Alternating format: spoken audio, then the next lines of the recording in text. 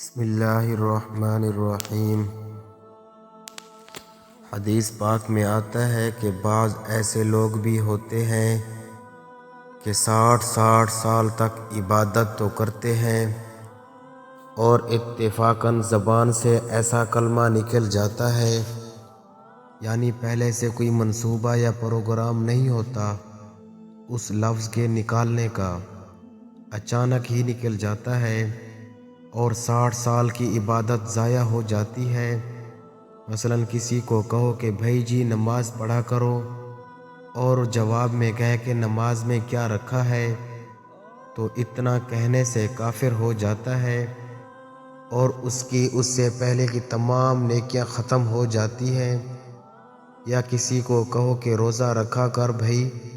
اور جواب میں کہے کہ روزے میں کیا رکھا ہے، تو یہ کلمہ کفر ہے،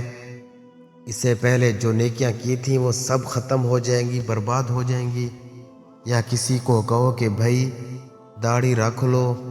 اور وہ آگے سے جواب دے کہ داڑھی میں کیا رکھا ہے، تو وہ کافر ہو گیا۔ اس سے پہلے اس نے جو تمام نیکیاں اپنی عمر کے اندر کی تھیں،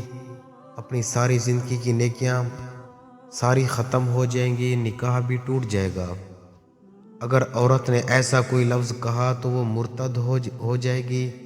اور نکاح بھی خامند سے ختم ہو جائے گا۔ اگر خامند نے یہ الفاظ کہے تو وہ بھی مرتد ہو گیا، نکاح بھی ٹوٹ گیا۔ علامہ شامی رحمۃ اللہ علیہ فرماتے ہیں کہ ہر مہینے تازہ نکاح ہونا چاہیے، اس لیے کہ ہماری زبان سے ایسے لفظ نکلتے رہتے ہیں، ایسا نہ ہو کہ آئندہ اولاد بھی حرامی پیدا ہوتی رہے۔ اندازہ لگائیں فقہا کرام نے احتیاط کا، ہم تو ان باتوں کو کچھ نہیں سمجھتے، لیکن فقہا کرام نے احتیاط کس حد تک کی ہے۔ یاد رکھنا، دین کی معمولی چیز کے ساتھ مذاق کرنا بھی کفر ہے۔ جب مسلمانوں کے اندر شعور تھا، جب مسلمانوں کے اندر اسلام کی تعلیم عام تھی، تو 53 لاکھ مربع میل کے رقبے پر قابض ہو گئے، اور قاضی ابو یوسف رحمۃ اللہ علیہ، قاضی القضات جن کا لقب ہے، یعنی وہ اس ٹائم چیف جسٹس کے عہدے پر فیض تھے، ان کے سامنے ایک مسئلہ پیش ہوا کہ آدمی نے دوسرے آدمی کے سامنے حدیث بیان کی کہ حضور صلی اللہ علیہ وآلہ وسلم سالن میں کدو کو پسند کرتے تھے۔ دوسرے شخص نے ناک چڑھا کر کہا، مطلب ہے اس نے مذاق کے انداز میں کہا، اما انا لا احب القدع، بہرحال میں تو کدو کو پسند نہیں کرتا۔ ان الفاظ کے کہنے پر ان پر مقدمہ درج ہوا۔ قاضی القضات حضرت امام ابو یوسف رحمۃ اللہ علیہ نے حکم سنایا کہ یہ آدمی مرتد ہو گیا ہے، کیونکہ حضور صلی اللہ علیہ وآلہ وسلم کی حدیث بیان ہوئی تھی کہ آپ صلی اللہ علیہ وسلم کدو پسند کرتے تھے، لیکن اس نے اس حدیث کا مذاق اڑایا ہے۔ اگر اس کو کدو پسند نہیں تھے تو اس کو طبی طور پر قبول نہ کرتا،